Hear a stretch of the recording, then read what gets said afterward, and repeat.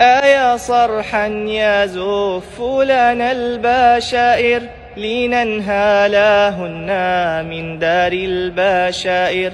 فكم أغنى ضمائرنا وأضحى بهدي الله والإيمان عامر.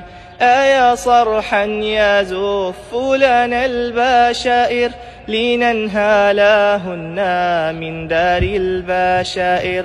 فكم أغنى ضمائرنا وأضحى بهدي الله والإيمان عامر.